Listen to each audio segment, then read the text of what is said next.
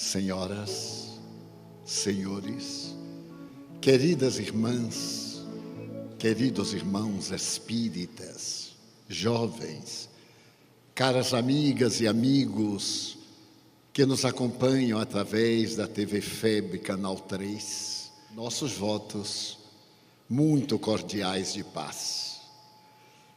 O admirável filósofo e teólogo norte-americano, Dr. Rollo May, fazendo uma análise psicológica da sociedade odierna, estabeleceu que este é um período de insatisfação e que a criatura humana do século XXI, até este momento, é uma caracterizada pela manifestação da irritabilidade, da impaciência, da ansiedade.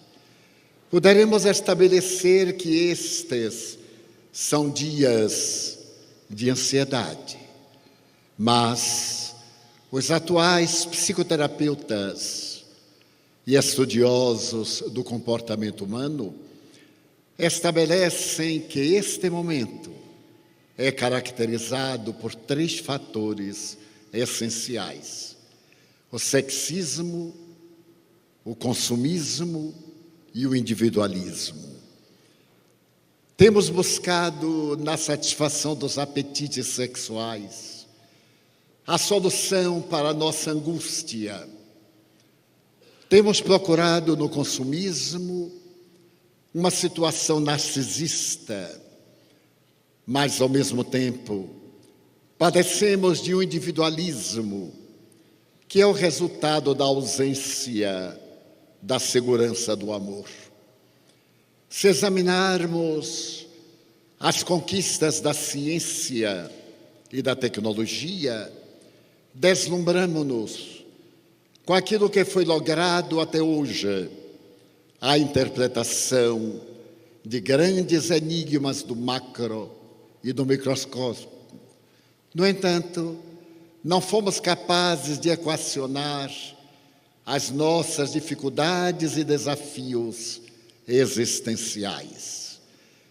O notável psiquiatra austríaco Viktor Frankl, que somente nos Estados Unidos, no século passado, recebeu 10 títulos de doutor honoris causa pela admirável contribuição de natureza psiquiátrica, sobrevivente de campos de concentração, inclusive de Auschwitz, teve a ocasião de afirmar que a criatura humana perdeu o seu interesse pela vida e perdeu, sobretudo, o significado psicológico.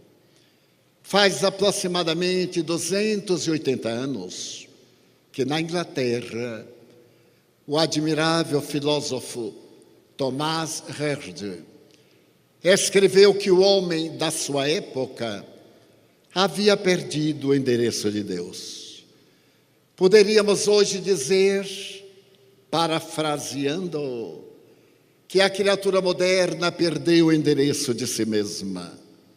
E talvez, por essa razão, Carl Gustav Jung, o pai da psicologia analítica, concordando plenamente com Viktor Frankl, apresentou a tese de que uma vida, para ser digna, necessita de um sentido psicológico, de um objetivo, porque estamos vivendo a hora das vidas vazias de ideais, da busca ansiosa do prazer, para podermos projetar aquilo que gostaríamos de ser e ainda não logramos, por intermédio da nossa ilusão de uma realidade que não tem nenhum fundamento técnico. Dessa maneira, as nossas conquistas exteriores, que tanto nos deslumbram, prolongando a existência da vida na Terra, não chegam a atender às nossas necessidades afetivas, e, por consequência, padecemos da solidão. A solidão a um, a solidão a dois, a solidão coletiva, a agorafobia. Então se há de perguntar quais as razões porque o homem moderno, tão rico de conhecimentos, havendo desenvolvido a inteligência a níveis dantes jamais esperados, depois de haver interpretado quase 100% o cérebro, a ponto de, na década de 1990, 2000, haver logrado que o cérebro fosse considerado a mais notável conquista da década referida. No entanto, esse indivíduo padece as injunções dolorosas das suas reflexões, das suas conquistas, sem saber com segurança o rumo a tomar. Foi no século XVII, exatamente quando a ciência procurou demonstrar os equívocos graves da religião, especialmente quando Lord Bacon afirmou que uma filosofia superficial leva a mente do homem ao materialismo, enquanto uma filosofia profunda conduz à verdadeira religião, que se pode anotar o momento da grande separação entre as conquistas da lógica e da razão e as velhas conquistas da teologia. As grandes descobertas, a começar de Galileu Galilei, em torno do movimento da Terra, no seu próprio eixo, a conquista heliocêntrica, admiravelmente a lei da gravitação universal e os trabalhos grandiosos das 4 leis que regem o universo, ao tempo em que Hobbes, Gassendi e Locke proclamavam a necessidade de abandonar-se Deus, o Deus teológico, para que a razão pudesse guiar-nos pelos difíceis caminhos do conhecimento. O século XVII é o momento, portanto, quando a ciência rompe com a religião. Mas no século XVIII, graças a Voltaire, a Condorcet, a Montesquieu e ao iluminismo francês, a grande pátria da flor de lis, por intermédio da Revolução de 1789, liberta-se da casa dos Bourbons e proclama a liberdade, a igualdade, a fraternidade. E praticamente nos dias do terror, por volta de 1792, estabelece o Código dos Direitos do Homem e de imediato os direitos da mulher, ainda totalmente desrespeitados. Começa o período napoleônico e aquele imperador que vinha da Córcega, havendo logrado seu mais alto posto, no dia 2 de dezembro de 1804, restaura a monarquia.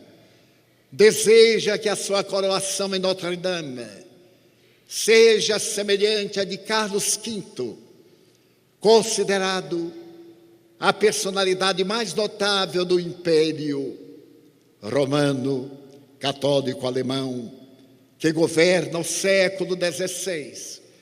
Inclusive a coroa e a presença do Papa, agora Pio VII, no momento quando vai ser coroado imperador dos franceses, para demonstrar a sua ojeriza ao papado, quebra o protocolo, autocinge-se, de imediato coroa Josefina como imperatriz e manda encarcerar o Papa em Fontainebleau, rompendo com o Vaticano as relações diplomáticas.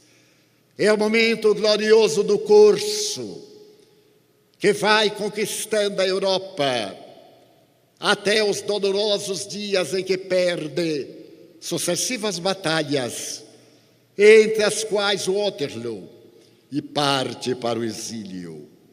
Retorna por 100 dias e, novamente, é mandado para o exílio para a vergonha e humilhação. E, segundo os melhores historiadores, no dia 5 de maio de 1821, teria morrido envenenado por um adversário. No entanto, a explicação dada seria outra, para poder silenciar as vozes de desencanto que lhe cercavam a figura. É que nesse período a Terra entrava numa outra fase, porque naquele mesmo período de 1804, enquanto em Notre-Dame ele era homenageado imperador, 2 meses antes, na cidade de Lyon, a cidade heróica, estoica, cristã, que dera mártires ao cristianismo, reencarnava-se a personalidade nobre do sacerdote Ian Rus, queimado na fogueira em Constança em 1414 pelo crime de pedir que a religião fosse apresentada no idioma nacional de cada povo, para que se entendesse, afinal, a maneira de orar a Deus, que era apresentada pelos teólogos em latim. Renasce essa mesma figura com o nome de Hippolyte Léon Denisard Rivail, que no dia 18 de abril de 1857, em pleno reinado de Napoleão III, que continuava a tradição do seu tio-avô, apresentar à humanidade um novo rumo, o Livro dos Espíritos, trazendo de volta a necessidade de Deus para preencher o abismo da insensatez, a necessidade da filosofia de Cristo para dar um sentido à vida, e demonstrando que o ser não é a massa orgânica que se decompõe na intimidade da química do subsolo, mas é uma realidade transpessoal, de caráter imortal que, desde quando criado, jamais se consome. Napoleão tivera o cuidado também de tentar restabelecer a religião na França, e o fez naquele mesmo período, convidando a Santa Sé a enviar os seus sacerdotes para terminar o materialismo que a Revolução de 89 estabelecera. Mas agora a divisão era impossível de ser recuperada numa unidade. De um lado, o materialismo dialético, que tem origem quando Carlos Marx, no dia 31 de março de 1848, em Londres, apresenta a sua doutrina do capital, procurando humanizar as criaturas humanas e dar-lhes dignidade. O materialismo mecanicista, que encontrava na ciência a resposta débil da casualidade para explicar a origem do universo. E o materialismo histórico, com as suas bases alicerçadas em a negação a qualquer princípio de natureza transpessoal. É nesse período que a religião tenta estabelecer a primazia jamais recuperada. Porque os materialistas, como Mollschott, Büchner e Carlos Vogt, da Alemanha, proclamavam que a alma é uma sudorese cerebral, da mesma forma que a urina é uma excrementação renal, à semelhança da bilis produzida pelo fígado. As gargalhadas de zombaria saíam da Universidade de La Salpêtrière a Leipzig, desde o norte da França, em Nancy, à Universidade de Londres. Meu Deus, gritava na Academia Francesa de Letras é a razão. Berthelot necessitava de uma religião científica para voltar a Deus. Mas essa religião havia chegado bem antes, naquele ano de 1857, apresentando-nos uma filosofia profunda, proposta por Lord Bacon, mas uma filosofia científica, já que a doutrina espírita preenchia todas as lacunas das velhas doutrinas da ortodoxia e apresentava um campo imenso a desbravar. A crença que era necessária através da visão. Somente acredito naquilo que vejo. O conceito de matéria e as três propriedades, a largura, a altura e a espessura, e eu lentamente cedendo lugar a um campo estranho, o campo da energia. E desde 1872, quando William Crookes concebeu e concluiu pela realidade da matéria radiante, até a notável prêmio Nobel, que teve a oportunidade de detectar a radioatividade, vai um passo muito largo que culmina em 1905, quando Albert Einstein apresenta a sua teoria da relatividade sintetizada numa fórmula, E igual a mc2, demonstrando que vivemos um mundo de energia, de pensamento, de ideias, e que tudo aquilo que nós vemos não é conforme nós vemos. E a nova filosofia da física quântica, mais tarde, por volta de 1926, com as doutrinas que vieram do norte da Europa, do príncipe de Broglie e de outros, com a teoria da complementaridade, é de que para crer não é mais necessário ver. Primeiro, é necessário crer para depois ver, porque matéria é energia condensada ou congelada, e energia é matéria desagregada. Só existe no universo a energia, que é a causa de todas as aglutinações de natureza material. Era como se fora ressuscitada a trilogia kardeciana. Em universo, Deus, energia e matéria, ou Deus, espírito e matéria. O velho conceito a respeito de um Deus de natureza antropomórfica cedera lugar, deu a um Deus humanizado, como era do hábito filosófico, teológico, mas a um Deus indimensional, causa primeira de todas as coisas, inteligência suprema do universo. E como Allan Kardec era, acima de tudo, discípulo de Sócrates, sofismava, interrogava, apresentava as suas concepções. Mas que prova se pode ter da existência de Deus?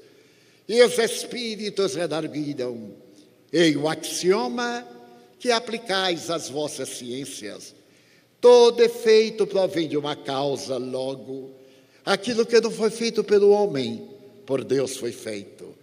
E basta que olhemos na direção dos astros que gravitam no empíreo e que percebamos que somos um nada na grande Via Láctea, com 200 bilhões de sóis, e que contemplemos este cosmo com aproximadamente 100 bilhões de Via Lácteas, algumas que são devoradas pelos buracos negros, enquanto outras que surgem espontaneamente da poeira das estrelas, cantando a glória de uma causalidade que chamamos Deus, mas que pode ser natureza, causa cáusica, princípio universal, pouco importa, mas uma inteligência que transcende a nossa capacidade de efeito e entender a sua realidade.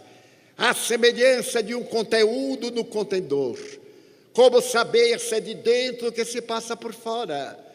Então o Espiritismo começa, na sua primeira questão, a apresentar uma filosofia científica que irá demonstrar no laboratório da mediunidade a imortalidade da alma, aqueles requisitos básicos da filosofia grega antiga. Quem sou? De onde vim? Para onde vou? Quem se não há perguntado isso alguma vez? Qual a razão do sofrimento humano? Porque pessoas generosas tanto sofrem e outras más tanto progridem.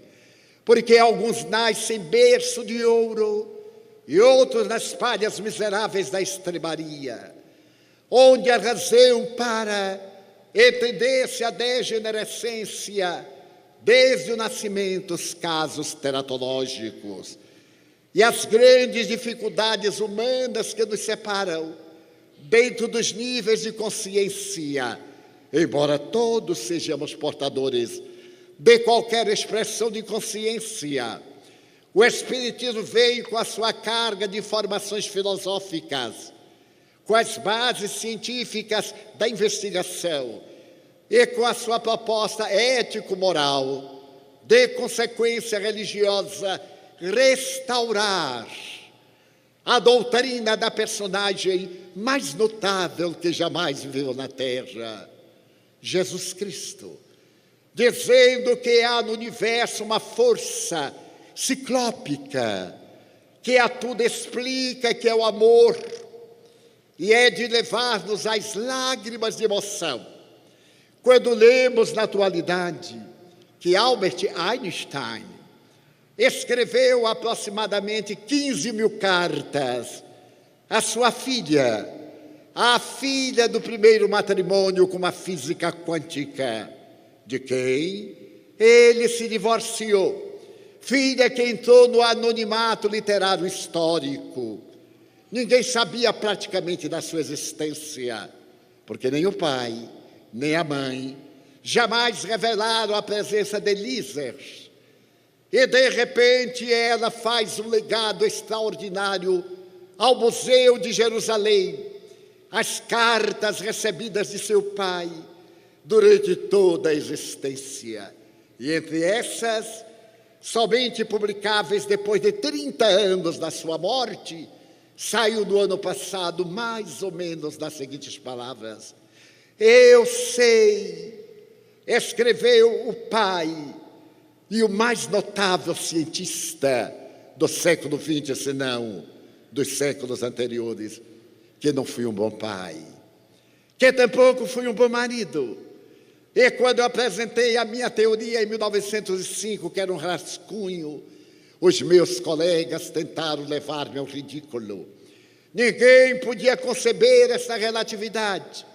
E eu paguei um alto preço pela minha proposta, demonstrada pelas manifestações matemáticas realizadas por Fermi, na Itália, o grande matemático italiano. Mas agora eu tenho uma revelação a fazer, que irá abrir as portas ao ridículo dos chamados sábios. Constato, minha filha, que a força mais notável que existe no universo é o amor.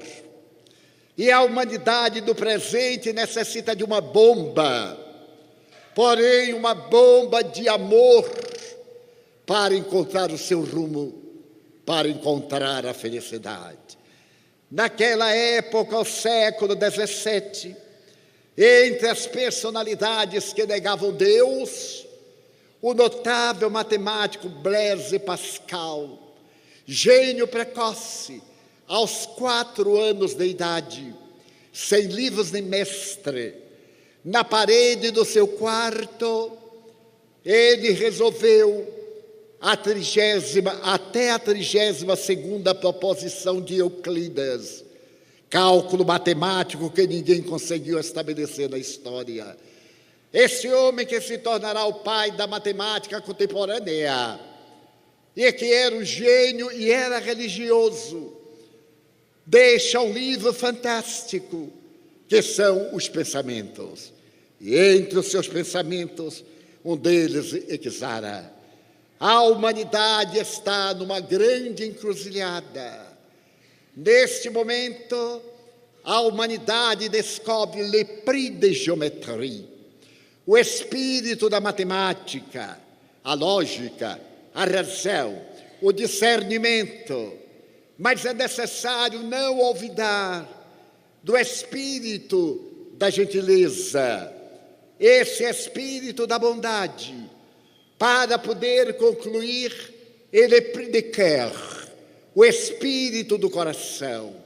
Se a humanidade não balancear a ciência e o sentimento, a sociedade do futuro cairá no abismo de entre devorar-se.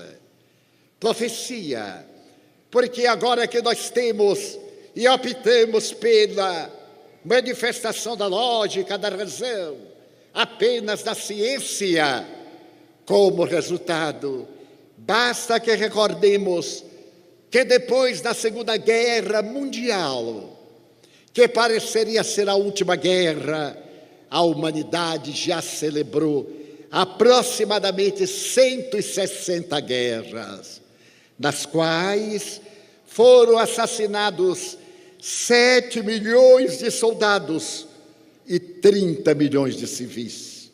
E desde a Primeira Guerra Mundial, apenas desde ali, já foram assassinadas 137 milhões de criaturas humanas.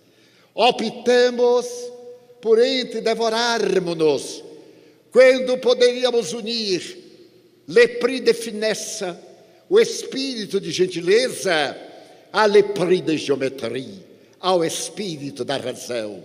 As duas asas que levam ao equilíbrio do coração, à sabedoria, para voar no espaço da plenitude.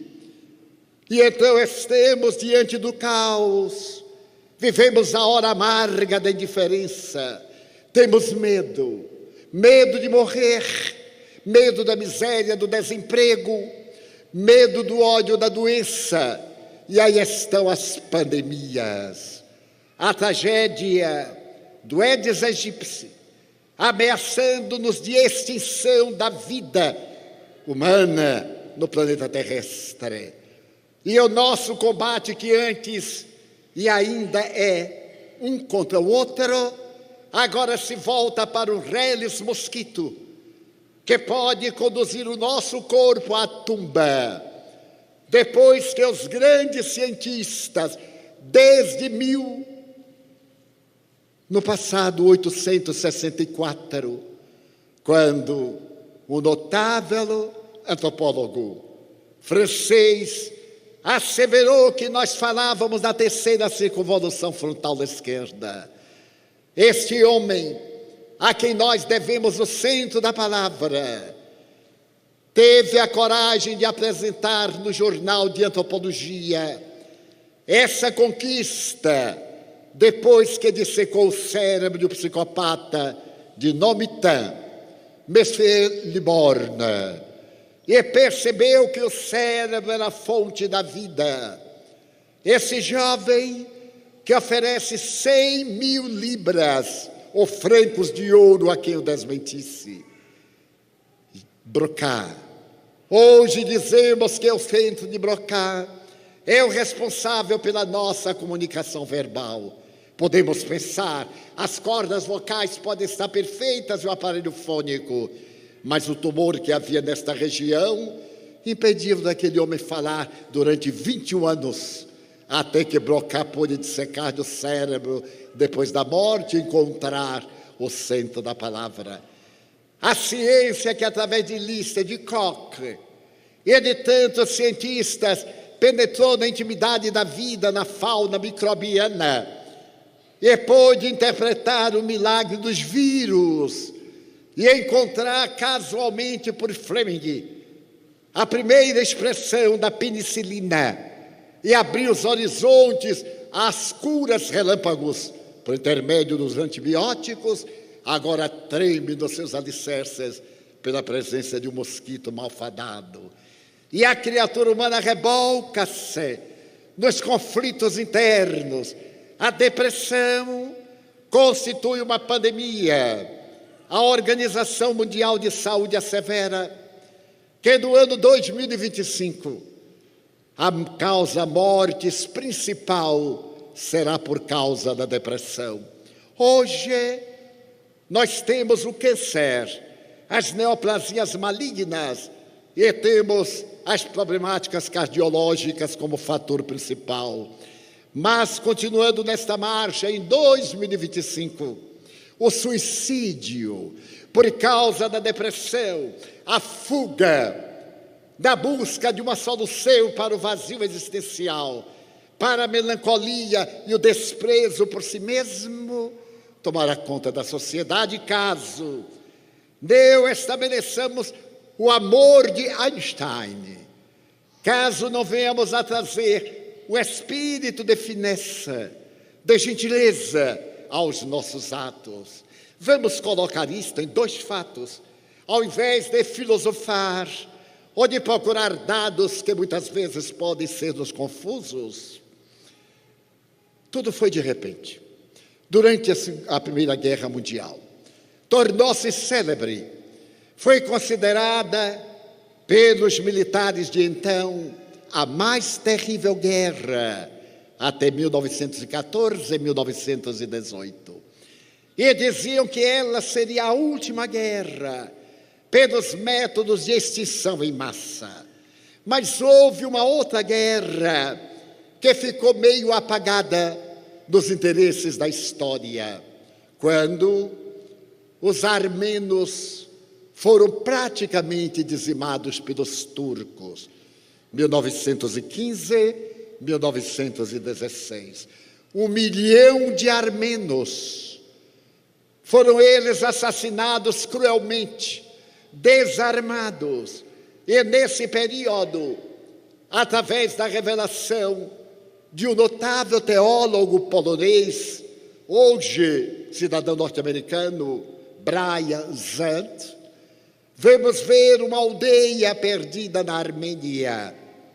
E um dia de primavera de 1915, um grupo de soldados turcos adentra-se por uma vila e depois de dizimar parte da população sem motivo algum, como se houvesse motivo que justificasse um crime, arromba a porta de uma casa senhorial. É o momento do desjejum. Aquele homem baixo, corpulento, com a sua cabeça coberta pelo cap militar, adentra-se no refeitório sacando da arma, mata o chefe, mata do outro lado a dama. E as duas meninas, uma de 15 e outra de 12 anos, ficam estarrecidas. Então aquele homem vil pega a menina de 12 anos e atira a soldadesca, que a devora, que a estupra, que ele faz todo o mal, a ponto de deixá-la morta, ensanguentada. E a outra é levada para o seu bordel, para as necessidades terríveis do seu transtorno de natureza patológica sexual. Ali, como outras jovens armenas, ela serve de ama, de escrava do homem sem qualquer sentimento de semblante patibular. Emagrecida, transformada numa serva inútil, já abandonada pelo sicário, consegue fugir e desaparece numa noite escura na sua Armênia querida. E os anos se passam. Mais ou menos 10 anos depois, celebriza-se na capital da Turquia uma jovem enfermeira. É dedicada ao atendimento dos infelizes. De tal forma a sua era a abnegação, que ela se faz conhecida e vai trabalhar numa clínica de pacientes terminais. Era considerada o devotamento, o exemplo máximo de Florence Nightingale, que criaram os primeiros corpos de enfermagem na Guerra da Crimeia. E chega certo dia um paciente, refugado por todos os hospitais, porque era portador de uma dermatose, sem causa aparente, sem diagnóstico seguro, e que estava apodrecendo em vida, e não teria talvez 24 horas para viver. Os hospitais recusaram-no, porque a decomposição quase cadavérica do homem que ainda vivia era insuportável, mesmo no isolamento.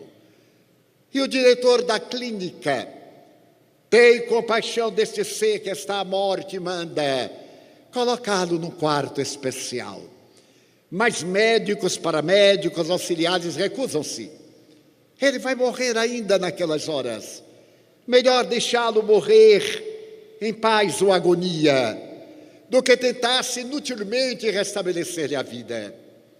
Mas o diretor da clínica lembra-se da jovem anônima, silenciosa, discreta. Ela era o anjo da noite e do dia. E ele, chamando-a, pergunta-lhe: você poderia ficar ao lado de um paciente terminal? Mas esta é a minha tarefa. Quando eu elegi a enfermagem, não foi somente para restabelecer a saúde, mas para estar ao lado dos infelizes que não têm ninguém. E foi mandada ver o triste paciente. Ela começou por retirar parte dos tecidos apodrecidos até chegar ao sangue. Colocou-lhe ataduras, untou o quanto possível dos produtos da época, e o homem não morreu naquelas 24 horas, nem no fim da semana, nem um mês após. 6 meses transcorridos, teve alta. Teve alta e, ao apresentar-se ao diretor da clínica, vai agradecer. Tratava-se de uma autoridade do governo turco. Desejo agradecer-lhe e comunicar que vou escrever ao Ministério da Saúde, falando sobre a excelência desta clínica ímpar aqui em nossa capital. E o diretor clínico diz: não, nós não merecemos qualquer encômio, nenhuma gratidão. Se em verdade Sua Excelência deseja retribuir de alguma forma, faça-o àquela jovem silenciosa que lhe deu assistência desde a hora da chegada, quase morto, até este momento de vida exuberante.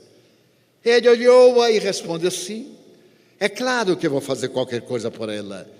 O que eu estranho é que ela jamais se comunicou verbalmente comigo.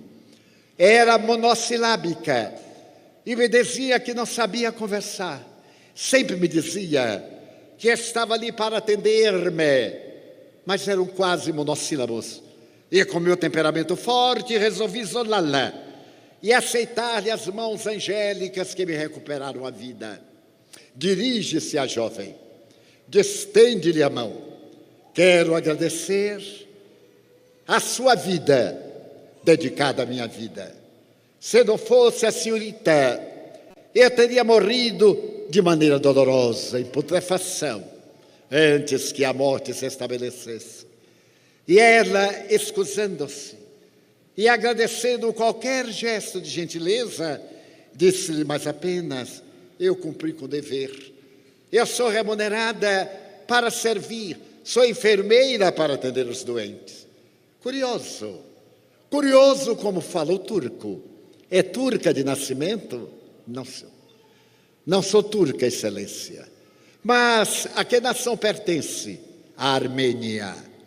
Que curioso. Eu estive na Armênia em 1915.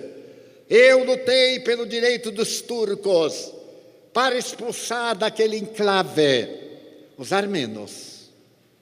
Mas meus parabéns. Fala muito bem o turco para ser uma armena. E ela disse com simplicidade: eu me recordo daquele dia de primavera pela manhã, quando Sua Excelência e um grupo de biltres adentraram-se em minha casa. E sem motivo nenhum, Sua Excelência matou meu pai com um tiro certeiro. e apontando a arma para minha mãe, matou-a também.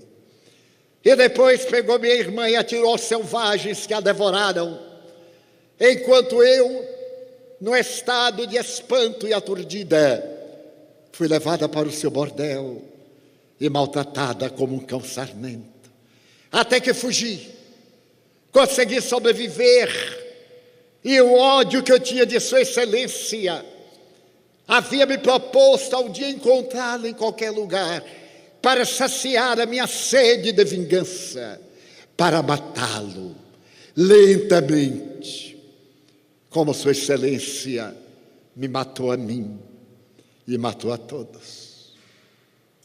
Mas eu não pude.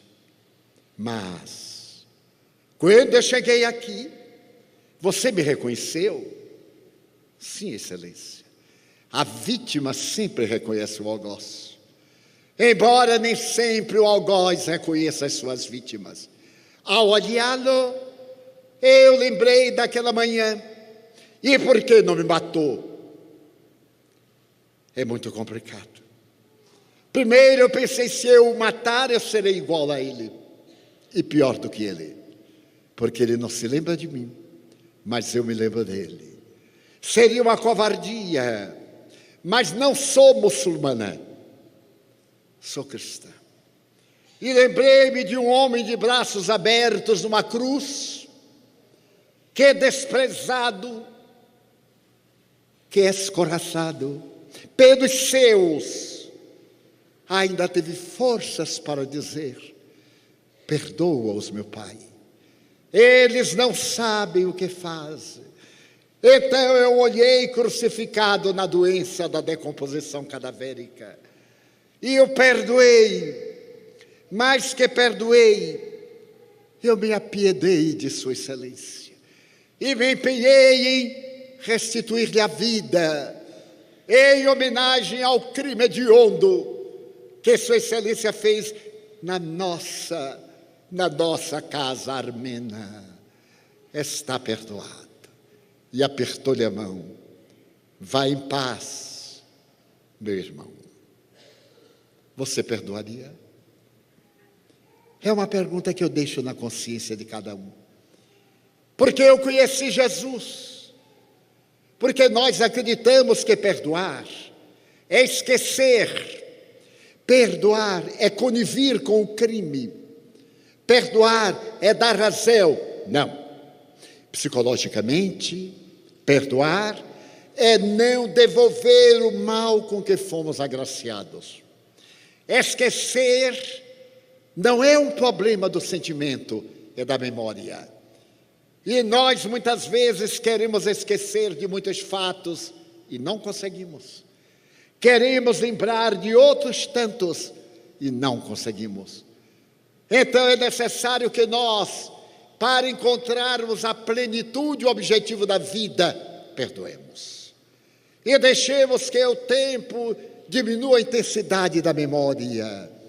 E vejamos no outro o infeliz.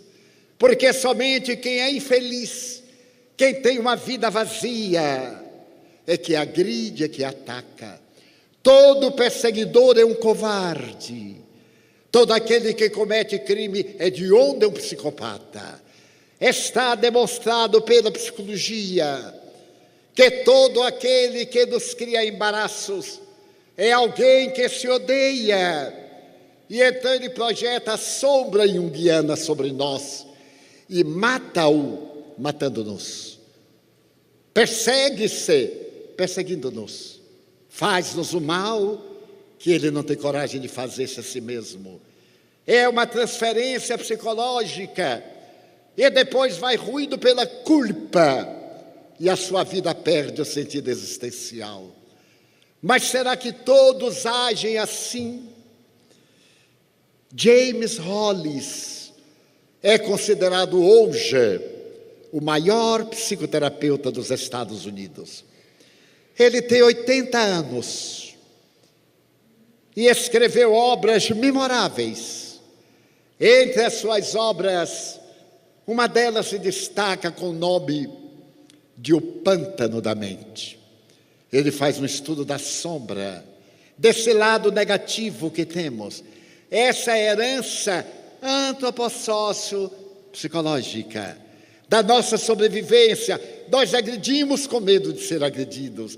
É o instinto de conservação da vida, trabalhando em nós para preservar a existência. O seu estudo é extraordinário. E ele então nos conta uma das histórias que mais me impressionaram na atual existência, que eu narrarei com minhas próprias palavras de emoção. Certo dia, com a sua agenda superlotada, ele recebe um telefonema. Eu desejo que o senhor me marque com urgência um horário para eu poder contar-lhe a minha vida. Eu necessito de 2 horas e serei uma paciente muito especial. Não quero que o senhor diga nada. A minha terapia será lhe contar o drama que me devora a vida. E eu estou mandando pelo correio uma fotografia, um recorte de jornal, para que o senhor me conheça antecipadamente. Porque o meu é um caso de desespero e de culpa. Então eu espero que na sua agenda superlotada o senhor me reserve 2 horas. E era um caso singular. Todo mundo quer ouvir do psicoterapeuta, quer a diretriz para recuperar a saúde, mas ela, de nome Ilse, não queria ouvir nada. Ela só queria falar por 2 horas. E dominado por uma curiosidade estranha, eu olhei dias depois a fotografia amassada, retirada de um jornal, e marquei, dentro do possível e do impossível, um horário após a minha clientela sair. E no dia aprazado, ela veio. Era uma bela mulher de uns 70 anos, aproximadamente. Embora falasse o inglês corretamente, havia algo que trazia um sotaque complexo da Europa Central, da Alemanha ou da Polônia. A verdade é que Ilse era encantadora, não fossem os seus olhos marcados por uma profunda melancolia. Ela sentou-se e perguntou-me: recebeu a minha fotografia? Sim. Então eu lhe contarei a minha história. Não diga nada. Eu não quero ouvir nada, mas tenho que lhe contar. Foi numa sexta-feira pela manhã, na cidade de Lublin, na Polônia. Eu sou polonesa. Estava no mercado, quando a praça foi cercada por camburões das tropas de extermínio da SS. E todo mundo que ali estava, principalmente judeus, que faziam a preparação para o sabá, a partir das 18 horas, fomos levados e jogados naqueles camburões. Eu gritei: mas eu sou cristã, eu sei o Pai Nosso, eu sei o sinal da cruz, a minha família é importante de tal forma que esta praça tem o nome do meu pai. Meu pai é médico, sou polonesa.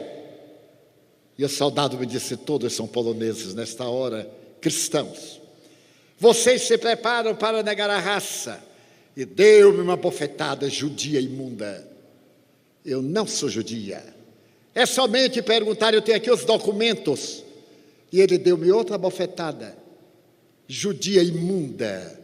Até para lhe bater deveria fazer com o fuzil ou naturalmente com a baioneta para não sujar minha mão.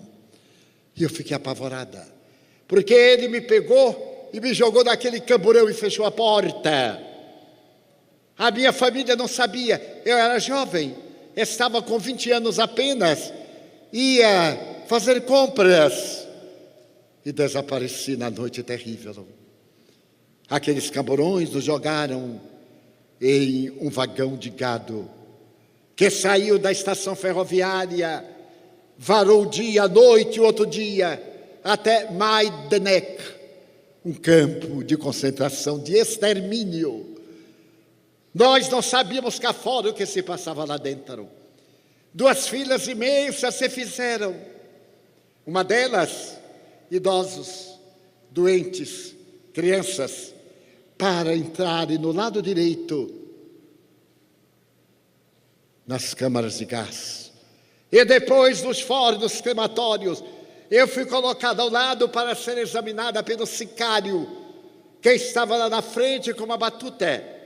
E sem dizer palavra, para a direita, entrava na porta da Câmara de Gás. Para a esquerda, para os aposentos dos trabalhos forçados até a morte. E eu ia sendo arrastada, petrificada pelo desespero, quando de repente uma mulher judia que estava na fila com uma criança no colo e a outra segurando-lhe a saia, olhou-me. Eu nunca mais esqueci o seu olhar.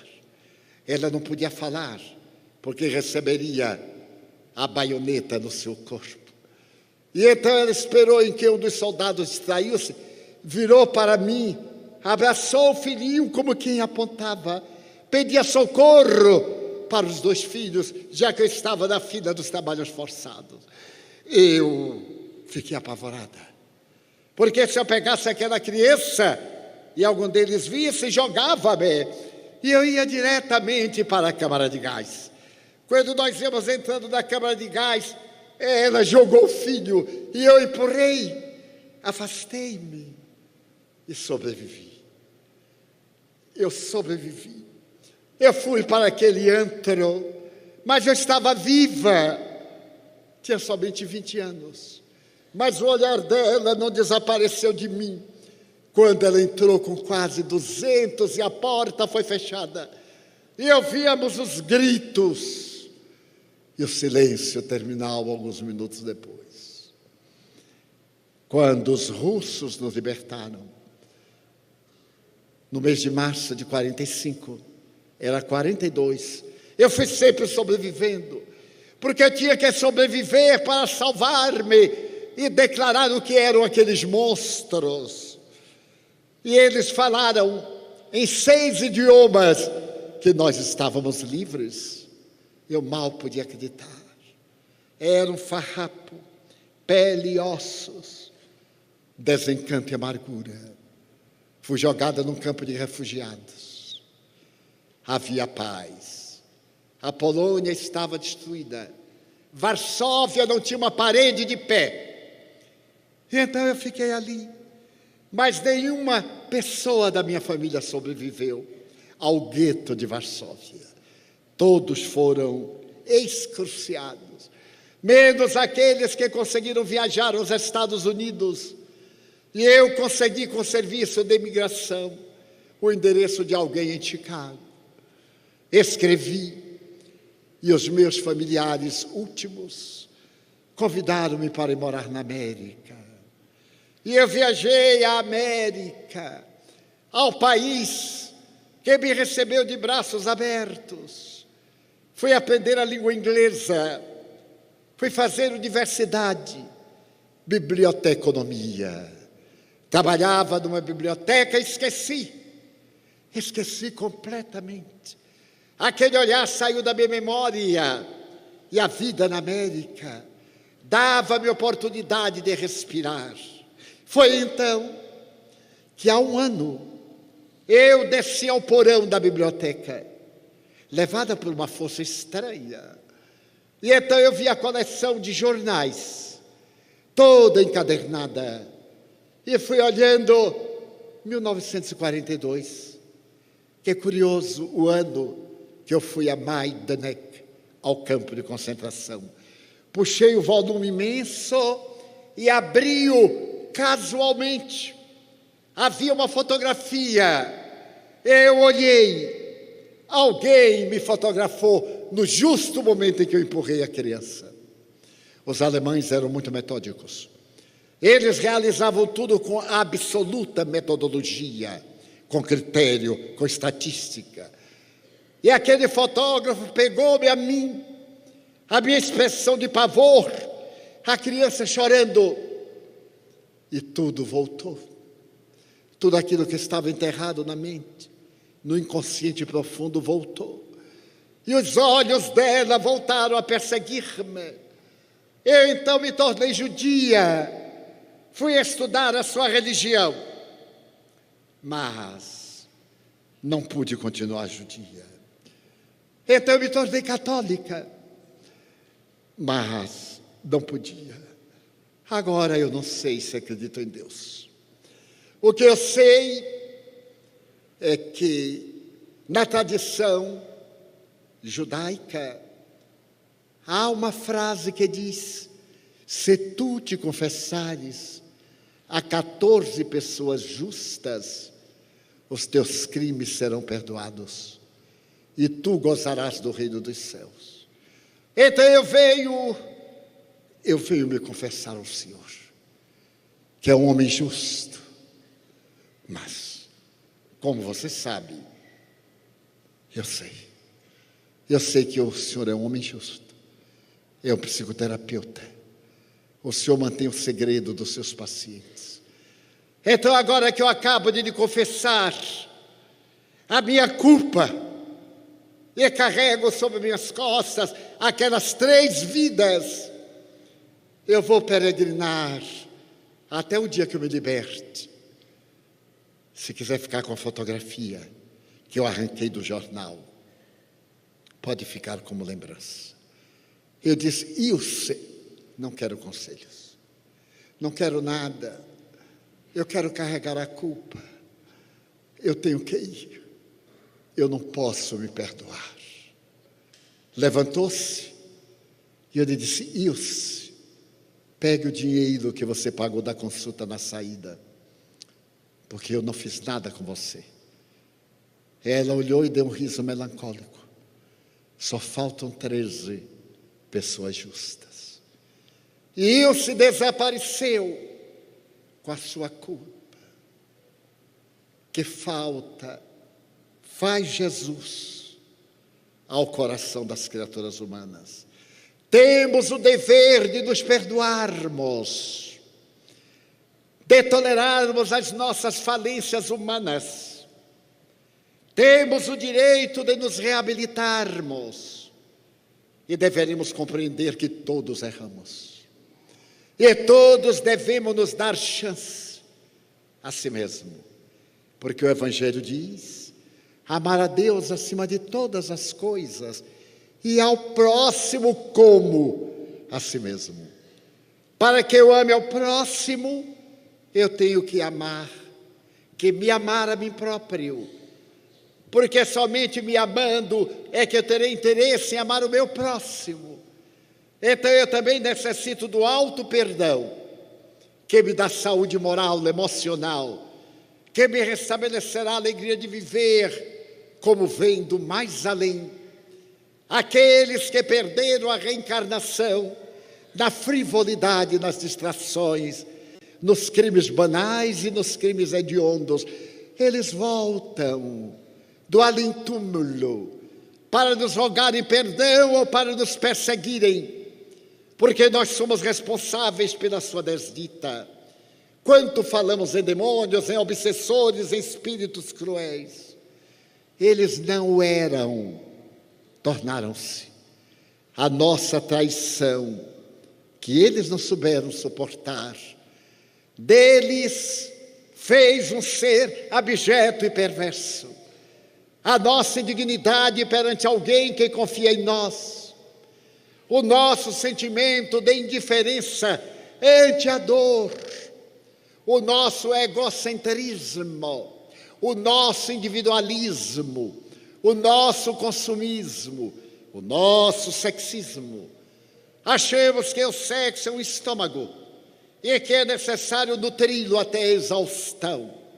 E nunca pensamos no outro, de que o outro se pode sentir tocado, porque o outro é descartável. Afirmava o mesmo psicólogo a que me referi no início da palestra, o Dr. Rolumei, que o nosso medo chegou agora a uma postura de medo de amar. Eu amar para ser traído. Por que a traição deve estar ao lado do amor? Não seria uma antítese que o amor estivesse junto à traição para modificá-lo, mas não a traição ao lado do amor para perturbá-lo? Não invertemos a escala de valores? Então agora nós deveríamos partir para a empatia. A empatia, que vem do grego interno, pathos, sofrimento. Eu desejar ao meu próximo aquilo que eu desejo para mim mesmo. Muito mais complicado. Desejar para o meu próximo o que ele deseja para si mesmo. Porque talvez o que eu deseje para mim não seja o que ele deseja para ele. Conhecer o meu próximo nessa empatia, saber das suas dores, compartilhá-las, simplesmente fazer que ele não se sinta um rebutalho humano, encontrar os invisíveis da sociedade, aqueles que acostumamos a olhar sem ver, o homem de rua, a mulher abandonada, a criatura sem teto, o garçom, o servidor, o infeliz da estrada. Gostaria de contar-lhes uma experiência final. Encontrava-me pela África do Sul há um mês e estava na cidade do Cabo. Eu estivera na África do Sul 11 vezes entre 1970 e o ano 2000. No período Mandela não voltei mais, porque eles haviam encontrado a libertação do apartheid, e nós que estivemos trabalhando para fazer-lhes a liberdade interior pelo espírito e não pela política, as circunstâncias não me permitiram. Mas agora eu estava novamente na África do Sul. Uma família generosa convidou-me. E nos encontrávamos no hotel bastante caro, em que se hospedam personalidades internacionais. E eu me olhava divulgando uma doutrina de simplicidade, e nada obstante as circunstâncias me haviam colocado naquela postura que naturalmente não me vestia bem, pelo hábito, pela minha origem, mas é necessário servir em qualquer lugar. E na primeira manhã do jejum, em um refeitório de superluxo, eu ia com os amigos, quando de repente, ao me adentrar no imenso salão, servido por africanos, pessoas de epiderme negra, eu ouvi nitidamente a voz da minha mentora espiritual que me disse: abrace aquele servidor. Eu achei estranho. Como é que eu ia chegar a um estranho, a um garçom e dizer: eu quero lhe dar um abraço? Ele iria recusar, é claro, não estava acostumado. Todo mundo ia olhar, era patológico. E eu então sorri comigo mesmo e disse: a voz é de Joana de Ângeles, mas deve ser algum espírito mistificador que deseja levar-me ao ridículo. E claro, fui andando e a voz dizia: não pode perder essa oportunidade, abrace-o. Eu digo: Deus dos infelizes, e já me senti a pessoa mais infeliz do planeta. Para que eu me fui meter naquele hotel?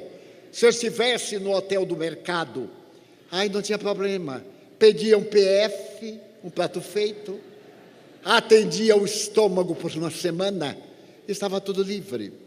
Quando ele veio passando, e algo então me envolveu, ele trazia um bule com alguma substância quente. Eu então falei-lhe: você poderia servir a nossa mesa? Perguntei-lhe. Ele disse: mas com muito prazer. Voltou-se. Eu digo: eu lhe peço um grande favor, que você me traga leite muito quente. Porque nos Estados Unidos e aqui na África, há um hábito estranho, eu venho do Brasil. O café é quente e o leite gelado. Então o café fica parecendo o chá da meia-noite da eutanásia, porque isso não é café com leite, é uma mistura que nem está quente nem está frio. Então você me traz, por gentileza, um leite quente. Ele sorriu e disse: é a primeira pessoa que me pede. Eu digo: mas não será a última, porque outros, vendo o meu belo exemplo, também vão pedir, porque o café adquire um outro sabor. Ele disse: mas com muito prazer. Como é o nome do senhor? Eu disse: Franco. Olá, Mr. Franco. Com muito prazer. Eu disse: agora que você foi muito gentil, eu peço licença para lhe dar um abraço. Ele ficou paralisado. E aí eu dei um abraço. Esse abraço formal que a gente toca, mas não se envolve. Mas na hora que eu dei o abraço formal, eu senti algo de estranho, porque ele me olhava com os olhos desmesuradamente abertos e perguntou: o senhor está louco? Por que está me abraçando? Eu disse: gratidão, porque você vai me servir leite quente. Ele me olhou e quase perguntou: será que o senhor é normal mesmo? E disse: mas ninguém nunca me abraçou. Eu digo: mas é a primeira vez. Mas nenhum branco nunca me abraçou. Eu digo: então aí anote, porque o brasileiro não é branco, ele é misturadinho. Porque desde o ano de 1861, um dos maiores estudiosos de raças disse que o único branco total do Brasil naquela época era Dom Pedro II. O mais tinha tudo uma corzinha misturada. Agora imagine, de 1860 mais ou menos para cá, como essa mistura se deu. E ele ficou petrificado. E os meus amigos também, pensando que eu estava dando algum passe na criatura. E eu aí deixei e disse: pronto, sobrevivi. E fui e sentei-me. Daí a pouco ele veio e trouxe um leite que quase furou a mesa de tão quente. Eu tive que esperar quase meia hora para que o leite voltasse ao normal. Mas então, tomei o leite, o café. Daí a pouco lá veio ele com outra leite. Eu digo: basta, basta. Ele disse: mas todo mundo está perguntando na cozinha por que o senhor me abraçou. Eu digo: porque me deu vontade. É proibido abraçar aqui, mas é uma loucura. Eu digo: loucura ou não, e saia de perto, senão eu dou um segundo. Ele saiu quase correndo. Quando nós terminamos o de jejum, ele estava na porta. E então ele sorriu para mim e disse: Mr. Franco, que coragem. Eu digo: a sua de aguentar um abraço meu. E digo: meu Deus, me tira logo daqui depressa. Saímos muito bem. No dia seguinte, pela manhã, eu tive uma cólica de estômago. Não sei se foi do emocional ou se foi do alimento muito chique, porque às vezes quando o alimento é muito chique faz mal a gente. Eu tenho um filho médico que é a ironia em pessoa. Ele é professor de medicina e ele sempre me diz, em tom de zombaria: tio, quando o senhor for a um lugar chique e colocar uma daquelas mesas para um brunch, não faça como o pobre, veja lá, não nos humilhe. Eu disse: mas meu filho, como é que pobre faz? Quando o pobre vê uma mesa dessa, faz: oba! Não me faça isto. E o que é que eu vou fazer como rico? E como é que rico faz? Olhe com nojo, para dar a impressão que está acostumado. Quando eu vi aquela mesa que tinha 50 metros, eu cheguei na ponta de cá e olhei com maior desprezo. Eu acho que no outro dia quase me matou. Eu senti uma cólica de estômago e não desci. Preferi tomar um chá ali mesmo. Preparei um chá. Meus amigos desceram. E ele estava ali de pé, à porta, e perguntou: e o pai de vocês? Não precisa dizer que eu era o mais velho da turma. Apenas 88 anos. Ainda estou na flor da juventude, porque eu espero agora 120, graças aos novos padrões da vida na Terra. Então, cadê o pai de vocês? Eles disseram: não, não é nosso pai, é nosso muito amigo. Mas Mr. Franco, cadê? Ele não está bem disposto. Não diga aí o que é que ele tem. Não, não tem nada, é uma cólica de estômago, mal-estar, vai levantar mais tarde. Qual é o número do quarto dele? Mas para quê? Eu vou levar um chá, eu vou levar torrada, eu vou levar leite quente. E daí a pouco batem à porta. Havia no disturbo. Eu digo: mas quem será?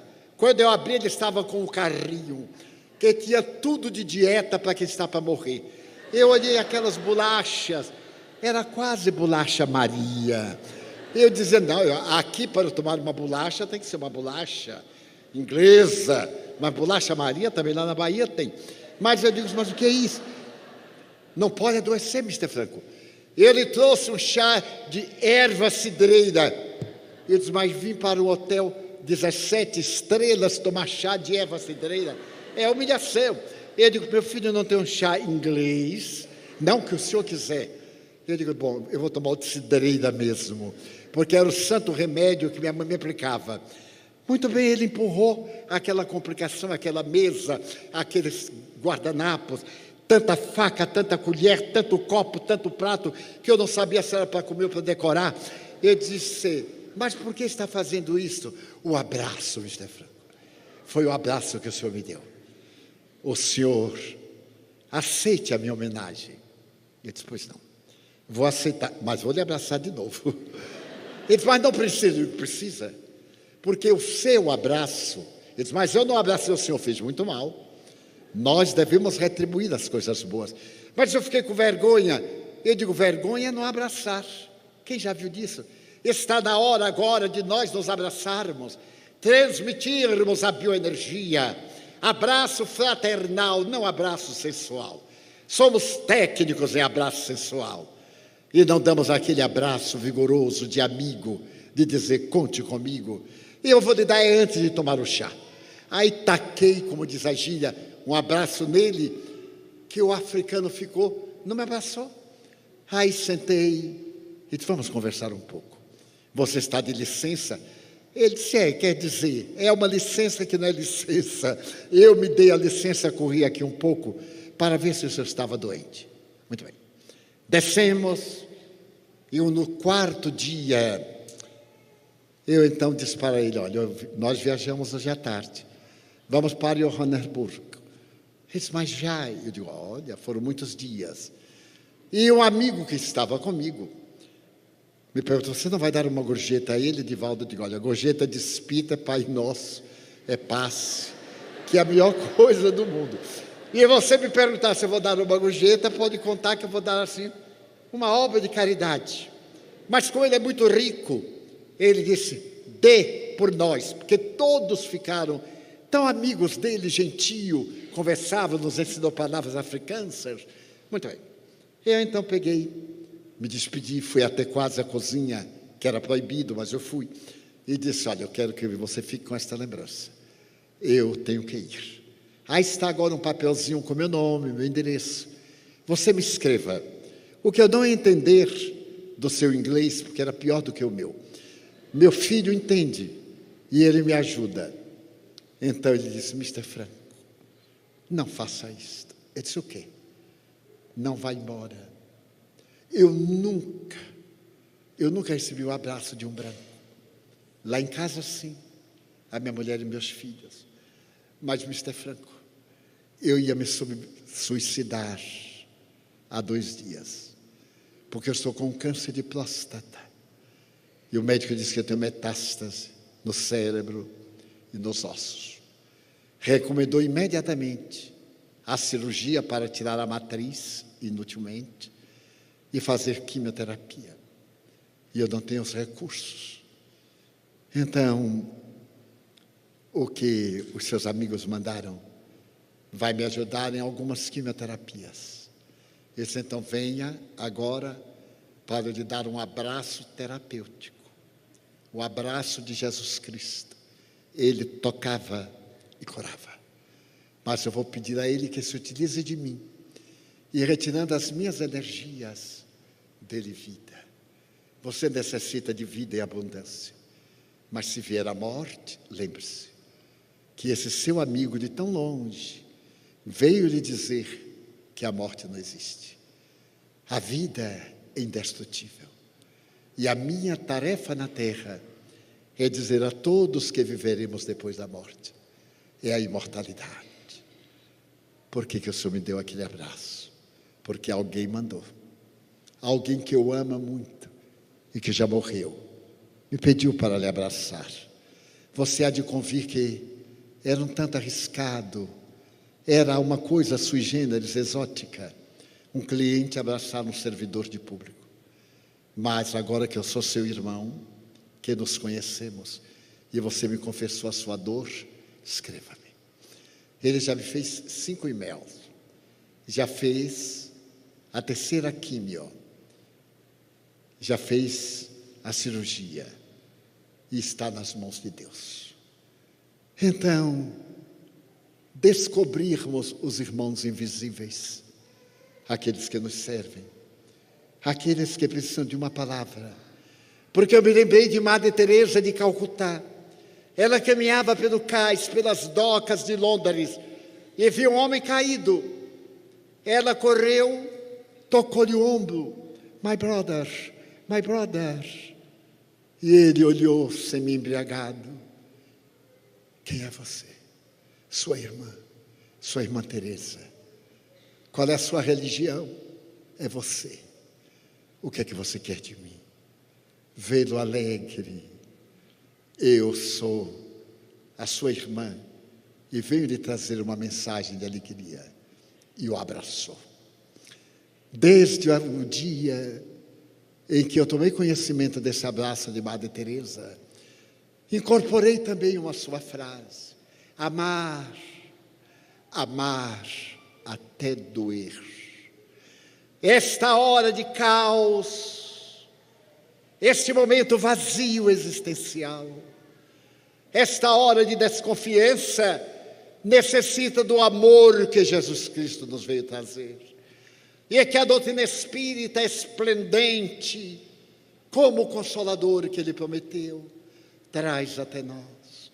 Nunca nos arrependeremos por amar, mas sempre nos arrependeremos por não haver feito melhor que o amor recomenda. E pensando nesta semana dedicada à imortalidade da alma, que será o fruto do amor, veio-me a inspiração de evocar essas paisagens de e sem amor, que de alguma forma fazem parte da nossa vida. Então gostaria de deixar como mensagem: vamos descobrir as pessoas invisíveis. Às vezes dentro de casa, nossa mãe que está com um grande problema e nós não vemos. Nosso pai que é um ébrio, mas na raiz da ebriez há um trauma que ele oculta. Nosso filho toxicômano, que não recebeu talvez a atenção que lhe devíamos na infância, ou que recebeu, mas trouxe uma herança do passado que não resistiu à distração de hoje. A nossa filha rebelde, sexólatra, vulgar e perturbada. Amor, compaixão. Se não pudermos amá-la, pelo menos demos o direito dela ser assim e nós estarmos vigilantes para quando nos pedir perdão.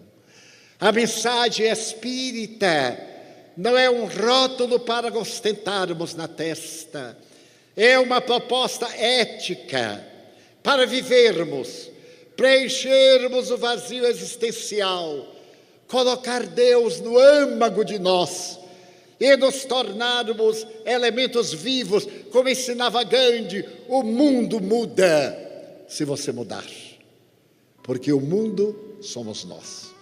Na hora que eu me elevo, a humanidade eleva comigo. Na hora que eu caio, a humanidade tropeça.